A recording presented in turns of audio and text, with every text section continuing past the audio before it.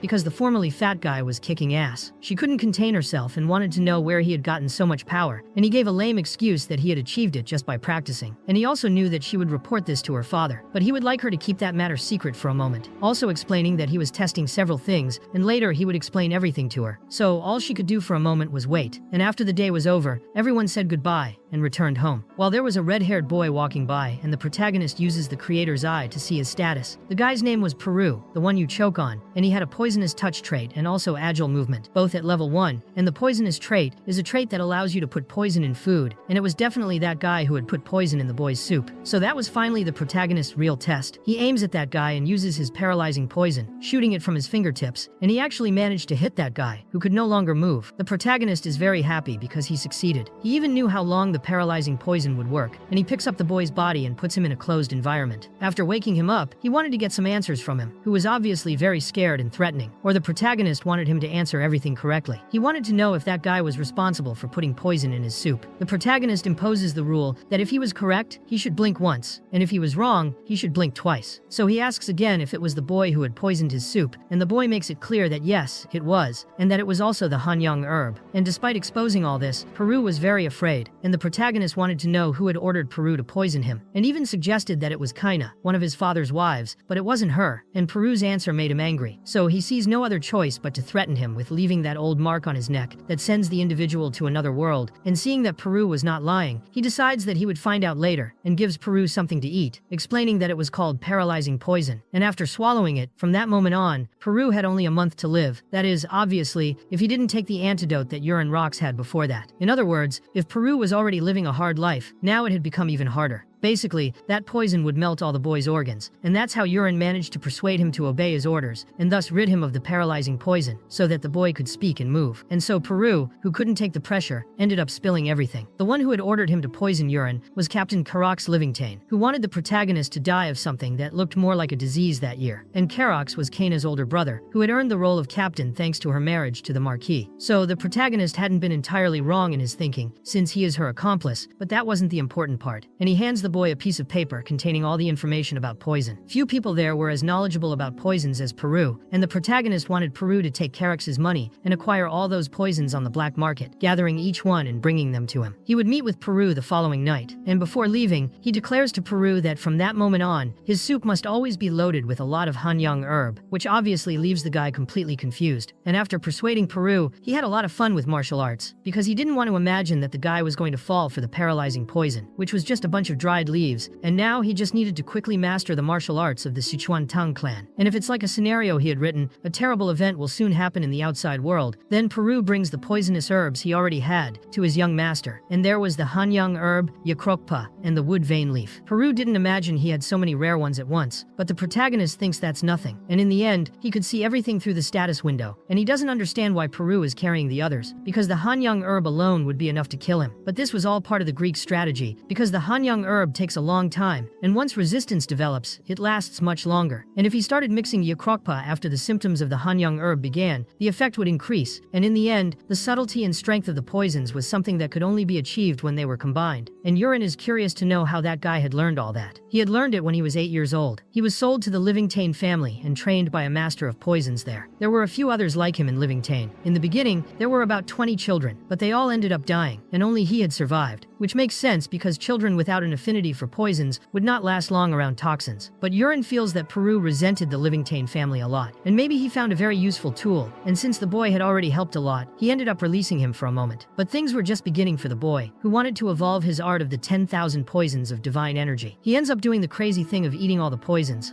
although it is not so easy because it is disgusting and makes him want to vomit. After he eats everything, the status window requires him to meditate, and so he levels up to stage 2. The next day, Irene found him meditating again, and his body was much superior to what it had been before, leaving her quite surprised. That night, after reaching stage 2, he ended up learning the martial art of the little dragon step, and also learned the techniques of delayed toxin poison, truth serum, and soul-killing smoke. But something was really wrong. Irene smelled something rotten, and it turned out that when his inner energy increased and his martial arts level rose, his body expelled a ton of waste at once. So he decided to open the window to try to break his concentration on the stench. But Arin, as a very well-groomed girl, wanted him to go to the bathroom right away to take a shower to get rid of that stench. And after that, as he walked to the training area, he used the status window to learn movements, in which he was learning. So, Ryong's footwork, which was perfect for quick movements, assassination, and evasion. He couldn't believe he was learning skills that only appeared in wuxia novels, and just by copying the movements, it already seemed like a big deal. But Arin saw him doing that kind of thing, and wanted to understand why he was suddenly walking like a drunkard. In the end, he just wanted the girl not to worry about him, but she was worried because he wasn't resting, and had simply decided to go to training hall 1 that day, where there are several knights, but he was interested in seeing how the other knights trained. And they arrive at the place, where some knights were swinging their swords, and they recognize Arin. But the protagonist, who in the eyes of those knights was very handsome, they did not recognize and were frightened, because they had heard that Yurin had lost a lot of weight, and obviously the protagonist and Arin were confused seeing 3 knights, whispering as if they were high school girls, talking about the protagonist, school's mandrake boy. They obviously whispered whether it was Yurin or not, because they couldn't believe that a guy who looked like a pig because he was so fat a month ago was now like that, and it could only be some kind of witchcraft. But it's no use for them to whisper because the protagonist, with his inner energy, can hear everything. Aaron shows the protagonist, a boy who was training seriously, because he is in good shape and will soon become a junior knight, and those movements he was using are basic sword stances from rocks. So the protagonist watches that and is surprised that the guy training is Cried, who is a main character in the novel and later an ally of the protagonist. As he was the creator of the work, he had never defined Cried as he was before meeting the hero, and seeing him there is fascinating. Perhaps that was a good opportunity for the boy later on. And in any case, the negative affection that all those knights had for him was something significant, and since that was the case, he decided to use them as a test, and so he uses it and activates the prolonged poison in one of them. The effect is instantaneous, where the knight kneels down, scaring his companions, who are confused and believe that he wants to go to the bathroom. He begins to scream desperately and falls to the ground, so the other knights come to the conclusion that they should call the priest to exorcise him. Suddenly, the pain has passed and he is confused, and the other knights are angry because they think he was playing some kind of bad joke, and he begins to be cursed by his own companions, while trying to prove that he was really in pain. And so the protagonist decides to use smoke to kill the souls of those 3 at once, and so the knights began to see hallucinations, each of them seeing themselves as if they were a huge demon right in front of them, and they began to scream and fell to the ground in fear. Since Aaron had no idea about Yurin's abilities, she didn't understand what was happening to those knights. They were terrified because the demon was throwing fire at them, and they also saw skeletons with swords and shields. Suddenly, they return to normal and are confused, and Yurin feels that he cannot turn this into a real bloodbath. After all, they saw demons instead of themselves. After doing his tests, he goes to Training Hall 4, telling the girl there that it was too noisy for him. After arriving near the mansion, an employee was looking for him because his guest had arrived. He has no idea who it was, and the one waiting for him was Lady Ilya Marcus, and she was there, ready to annul the engagement this time. Hearing that she was there took him by surprise. She is good with her fists, and not in the way you might imagine. She was there to pay a visit, and Yurin believed that it was at that time that she had begun to demand the breakup of the engagement with the original Yurin. But he continued to refuse, and there he saw that there was no way to avoid it, so he went to the room where she was. Seeing Yurin like that was completely completely shocking to her, because he was Giga Chad and caught the attention of the purple Nubank girl who wanted to know who he was, and there he really confirmed it, and she was completely shocked. She couldn't believe it and had even heard the rumor that he had lost weight through training, but she didn't expect him to have done any training and thought it was just a false rumor. It hadn't even been 2 months, and she didn't understand how he had changed so much, but he made it clear that he had worked hard at it, and after getting beaten up by her, he thought about it a lot. He decides that he will change, and she was a little worried, wondering if he was looking for a fight or some kind of revenge, but it was nothing like that. He knelt there to show her he was grateful, but that scared her a lot. His gratitude was that he had finally managed to shut up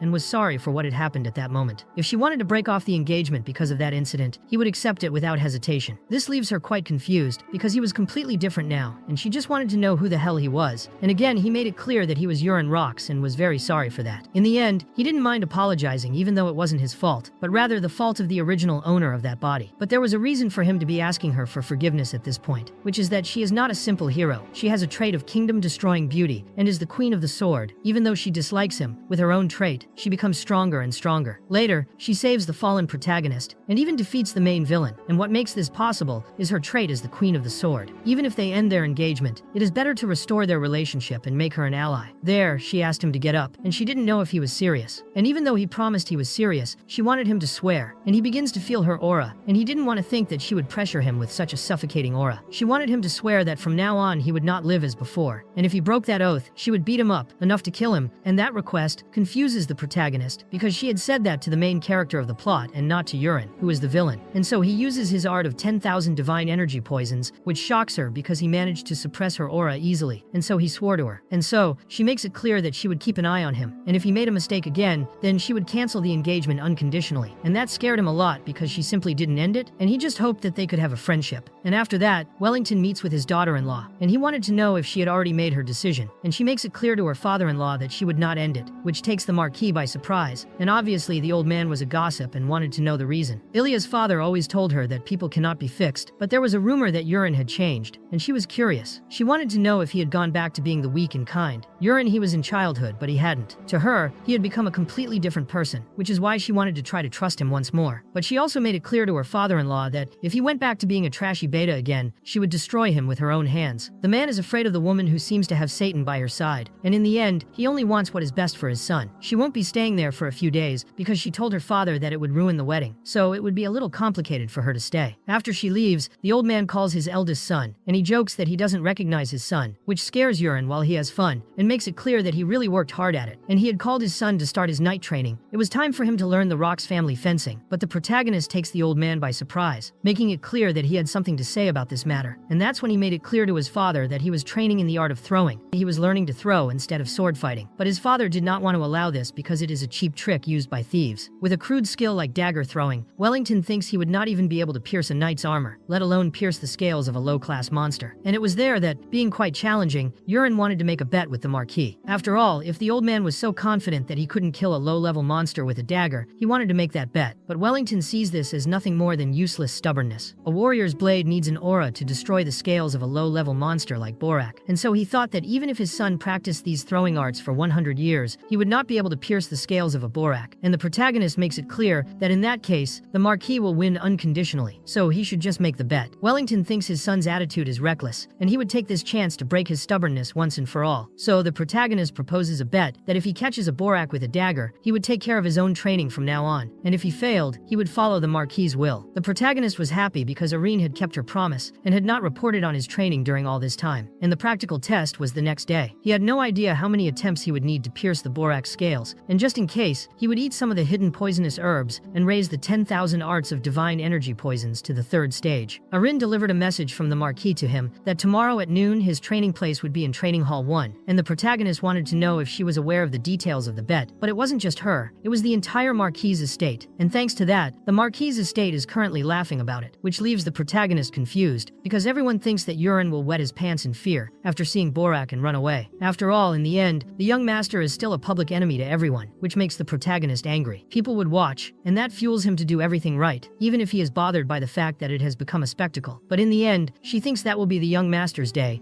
and so he reaches the third stage of his martial art. The next day, the place was really crowded, and even though he was ready, he couldn't help expressing to his father that he was a little uncomfortable with the place being crowded. All of this had happened because Wellington, who is a gossip, ended up spreading the news everywhere, and he didn't want his son to be embarrassed. So, the magician quickly uses his short-range summoning magic, and Borak appears. The protagonist would never have imagined that he would see magic in person, and what was even more incredible than that was that he was seeing a monster that he, as the author, had created with words. Borak is an ocean monster, 150 centimeters tall, and many people were afraid when they saw that creature. Borak was a monster that the protagonist had invented on the spot when he was eating rockfish sushi in a restaurant and couldn't think of any monster ideas. If it weren't for the arms and legs, it might even be a little cute in his mind. Borak quickly tries to attack him, and he manages to dodge all the blows with ease while the spectators are extremely shocked. The protagonist did not imagine that the creature was not that fast, so he takes his dagger, wanting to see the thickness of the scales, but suddenly a new target appears right in front of his eyes, and that target shows his opponent's weak spot, and he quickly tries to throw his dagger at that weak spot. He manages to stab his dagger into Borak's weak spot, and Borak quickly falls to the ground dead. Everyone is visibly shocked. Not even the old man can believe that he has lost the bet, and so everyone began to cheer while he felt a little uncomfortable with so much noise. And his father wanted to understand how the hell he did it, and obviously the boy just made it clear that he aimed well and hit the target, but his father couldn't accept that, and obviously Urin was quite confused. For Wellington, it was unacceptable for a Borak to die because of a single dagger, and Urin wanted to know if the old man would go back on his word.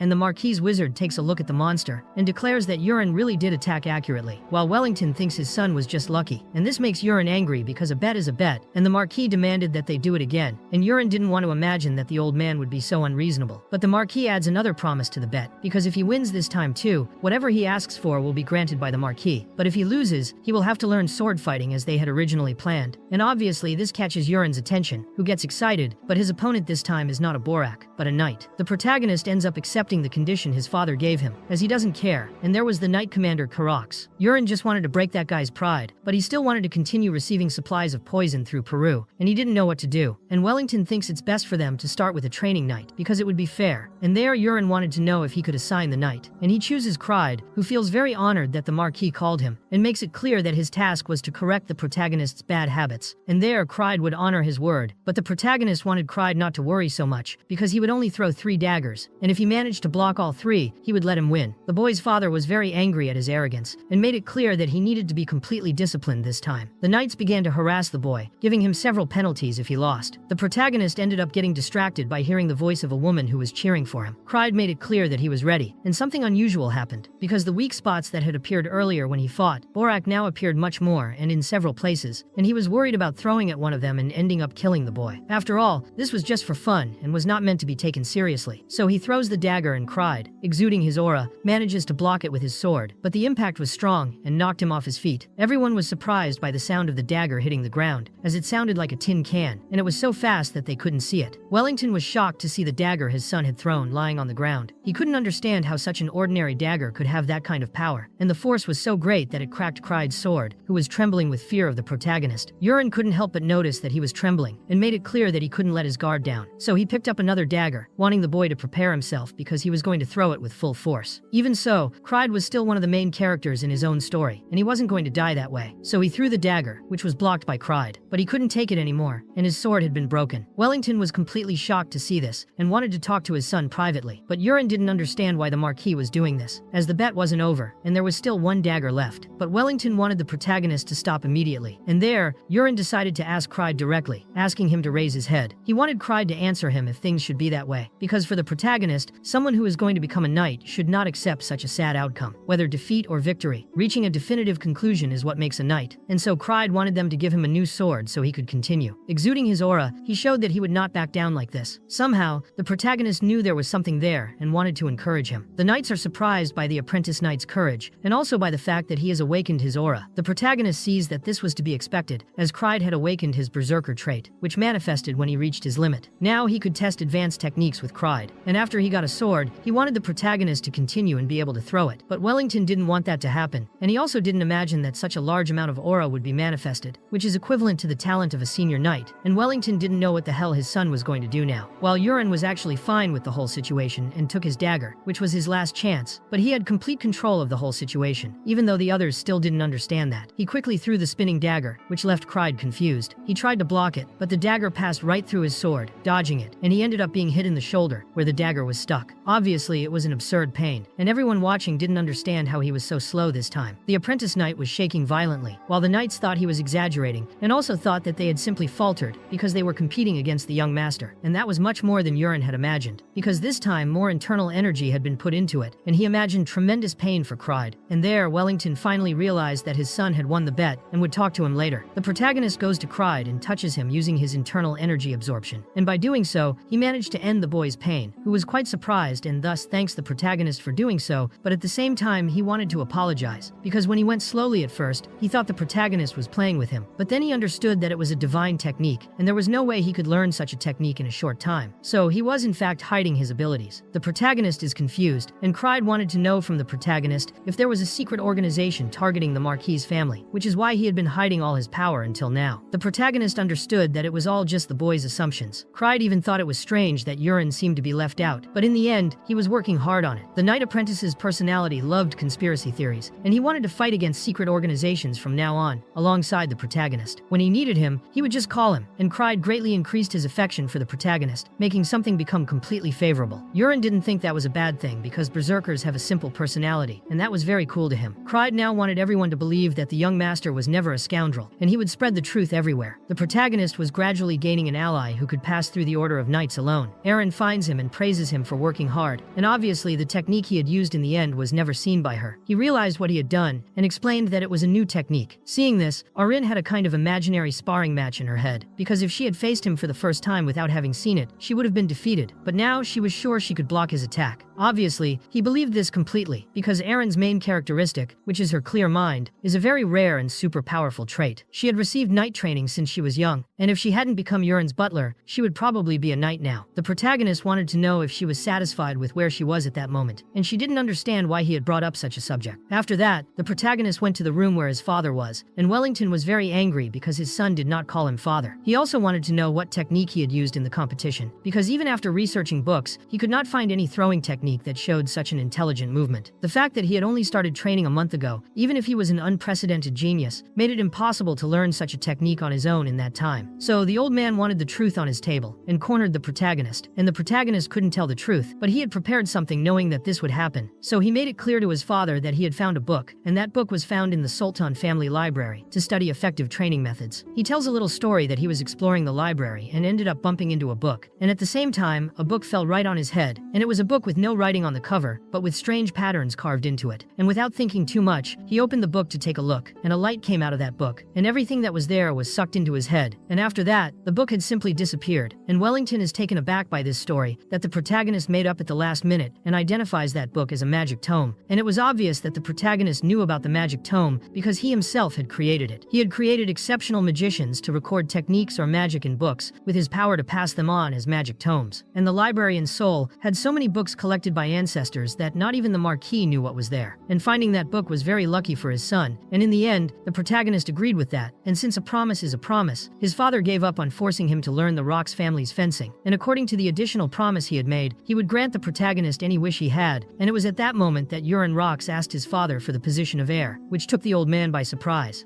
After all, his father had said he would grant him anything he asked for, and in the end it was the Marquis's authority, so he should do it. But his expression seemed very uncomfortable, and Yurin noticed this, believing that if he became the heir, it would cause problems for the crown. There would be a rebellion within the Rox family, and he already knew that the one who would cause the most trouble with this kind of decision would be Kaina. This time, he would compromise only once, and Wellington would be grateful to his son for that. But in fact, the author of that work had no interest in their position, and if he became heir, he would be stuck with the Marquis all day, and instead he wanted to use that time to increase his proficiency in the Sichuan Tang family and travel the world to seek opportunities. So he was just testing his father, who asks him to make another wish, and the protagonist's wish was to create his own order of knights, and so he wanted Eren, who was currently his butler, and Cried, who had dueled with him. He wanted both of them as his knights, and since that wish was no more difficult than the position of heir, and the fact that Eren was too good to be just a butler, the boy's father agreed to it. But Wellington finds it very strange, because that way Yurin would be left without a butler. But the protagonist already had someone in mind, which was Peru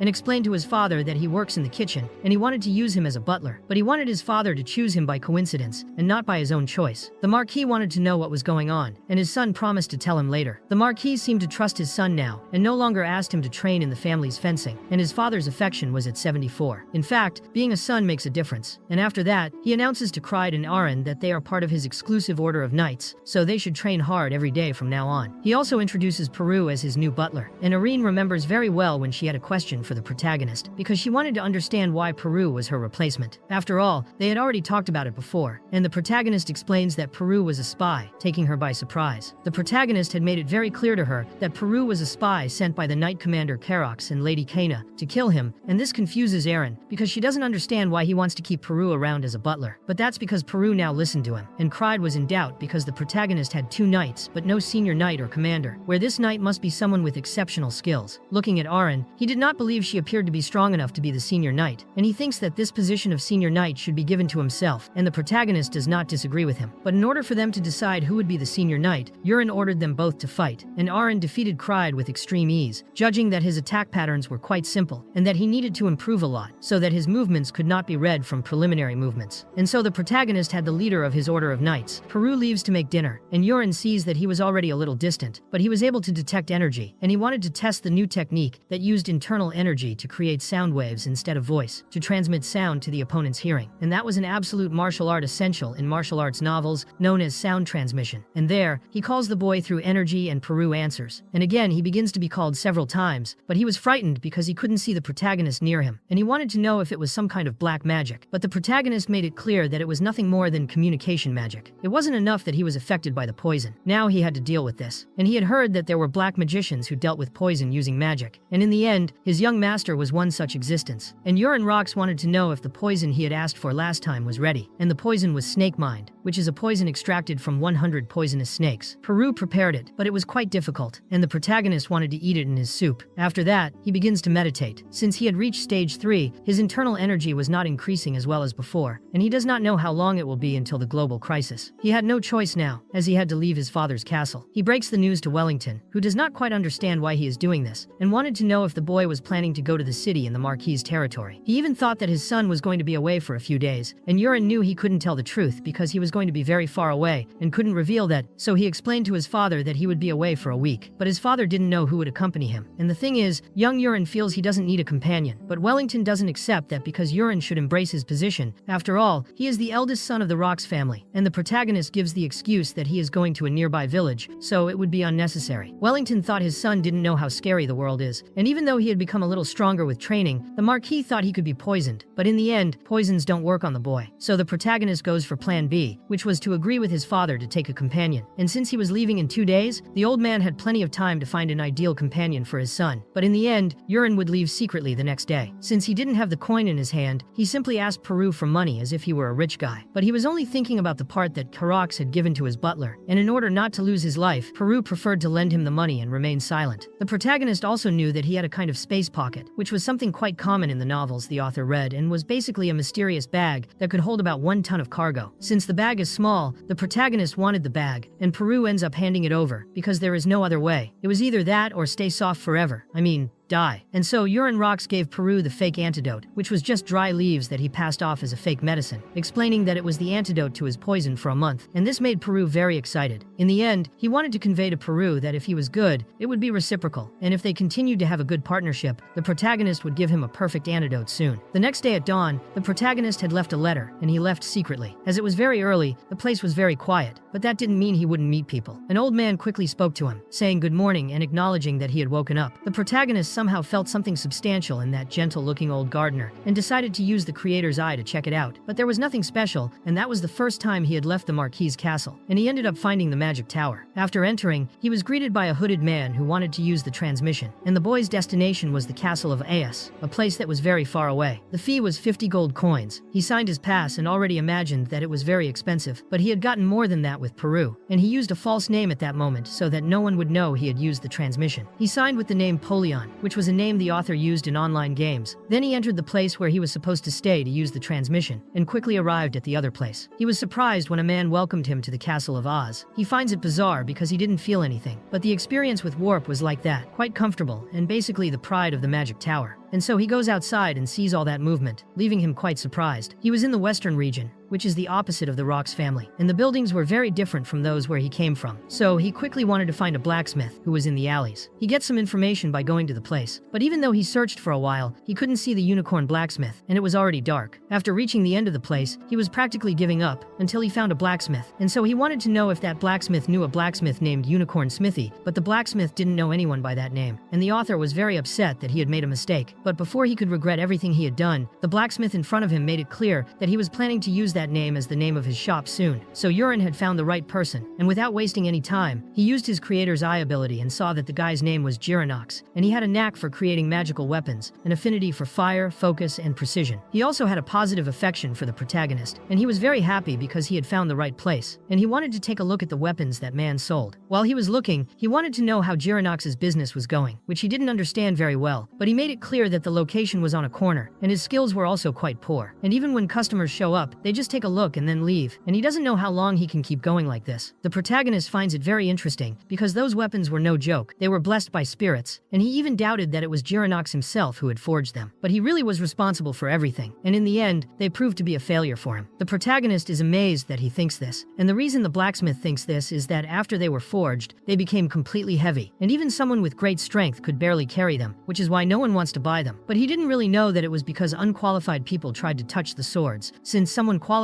could handle them, because they would lend them their power. In the protagonist's view, Giranox had not yet realized his own value, and he quickly makes it clear that he will buy a sword, but Giranox was more concerned that it would simply fail. The protagonist was thinking of giving the sword to Arin or Cried, but even so, it was still not the treasure he was looking for, and he wanted to know from the blacksmith if he had a very rusty weapon. The blacksmith ends up showing him a box full of them, and he found it very unusual for someone to look for rusty weapons. All the ones he had were gathered in that chest to be sold cheaply, since they had not been sold previously. And so it was, as the author himself had previously prepared, the protagonist takes a weapon that was not made by Giranox, and he does not know where it came from, but it was in the warehouse, and he was going to throw it away, but he felt it was a waste, so somehow he left it there. The protagonist immediately makes it clear that he will also take it, and since he had chosen a defective item, the blacksmith decides to make both weapons for 2 gold coins, and the protagonist is shocked by such a bargain. Once the true identity of those weapons is revealed, they would be items that could not be bought even for 200 gold. But it wasn't just the items that Urin noticed that guy was appealing, and as he had said earlier that he was looking to close the shop, the young man wanted to know if he would like to become a craftsman's apprentice. Giranox is a little excited by the way the protagonist expressed himself to him, but at the same time, he doesn't feel so confident, and there Urin introduces himself to him, making it clear that he is known as the invincible spear that protects the south, Urin Rocks of the Rocks family. Even though it's a lie because no one calls him the invincible spear, but Giranox recognizes his family name and is quite frightened and begins to kneel before him to show his respect, never imagining that he could find him in such a humble place, and the protagonist doesn't like the fact that he is kneeling at all. And after that big misunderstanding, he still wanted to know why Urin wanted him to be his employee, and obviously it was because of his special talent, a talent that Giranox himself was not yet aware he had, and he completely refuses to admit to the protagonist that he has this talent, because he heard a lot of lectures from his master. Urin had seen many weapons and blacksmiths that day, and assured Giranox that his weapons had something different about them, and that difference was the great care taken in their manufacture. Their swords are excellent, especially the handles, which are remarkably meticulous, and obviously the handles are important to prevent slipping. Seeing such care, he believed that Giranox would later flourish with a special talent, and there the blacksmith concluded that he would follow the protagonist, even though he was completely different from the rumors. After all, what they heard was that he was fat. The news that he was no longer beta had not reached there yet, and so the Marquis's eldest son shows something interesting to the blacksmith. He awakens the mystical artifact called Agnes, leaving Giranox quite frightened. It was a legendary sword of the ego, and originally it was supposed to be picked up by the main character of the plot. Through the status window, he proceeds with the contract with Agnes's sword, which suddenly melts.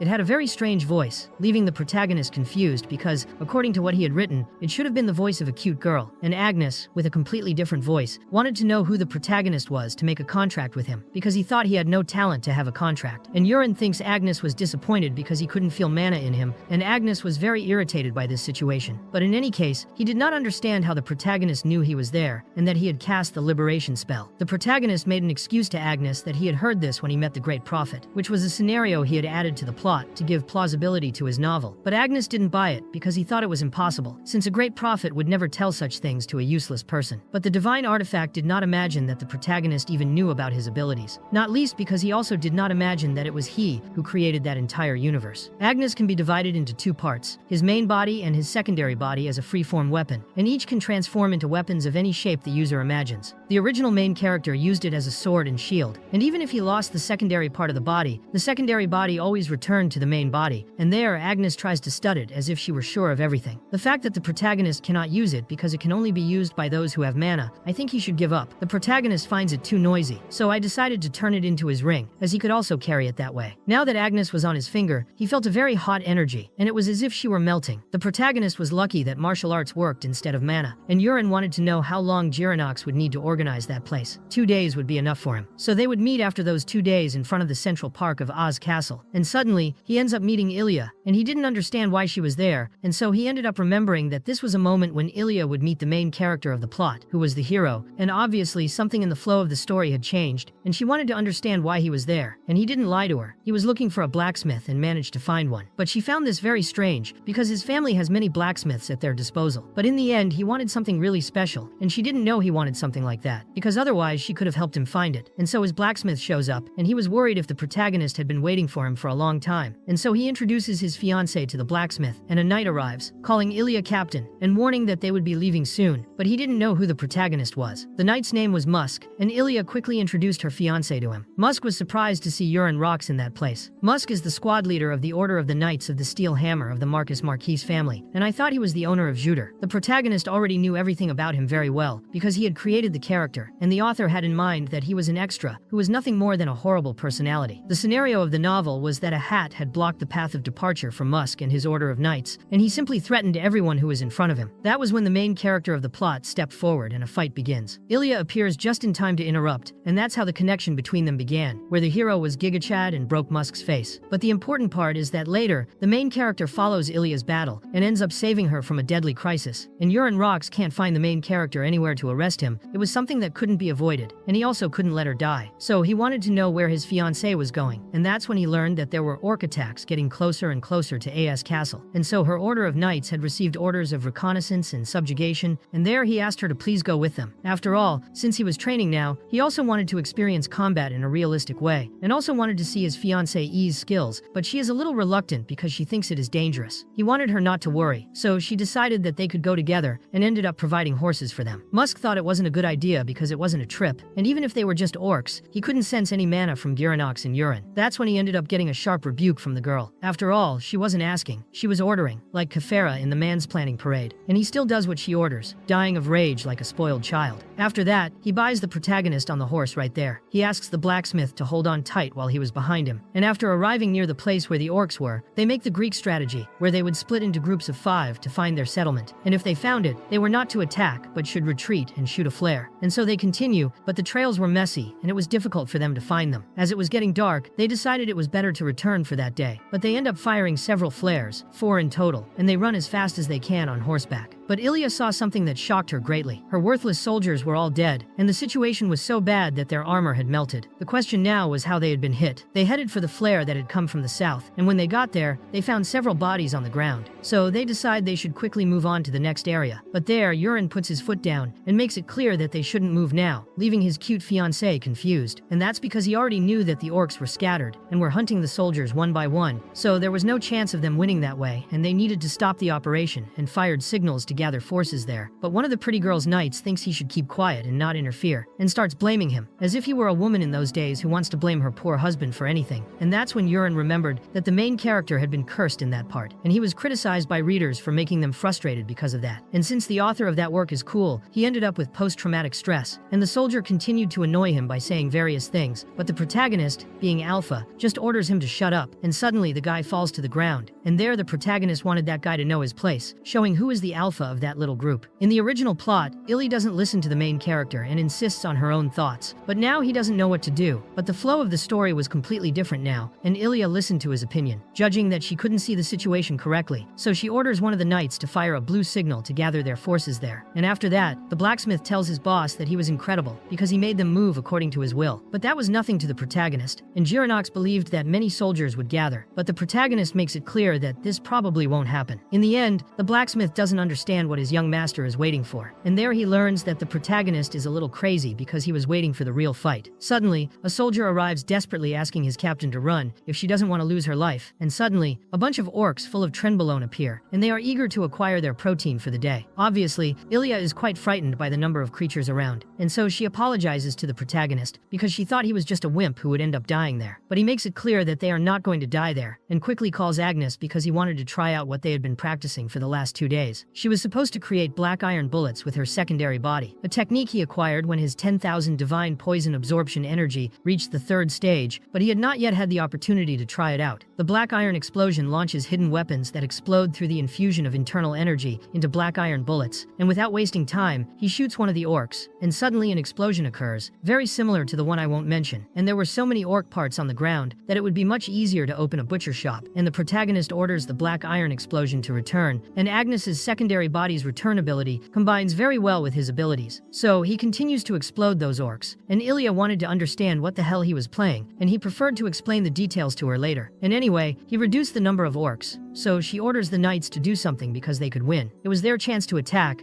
and she was brutal because she even made heads roll. But poor people's joy is short-lived. A giant guy, much bigger than Chris Bumstead, appeared, exuding juice. And while the girl and her knights were impressed, the protagonist obviously already knew everything, and he had finally appeared. That was the legendary orc warrior named Karina, and if they couldn't catch that guy today, Urin was sure they would all die.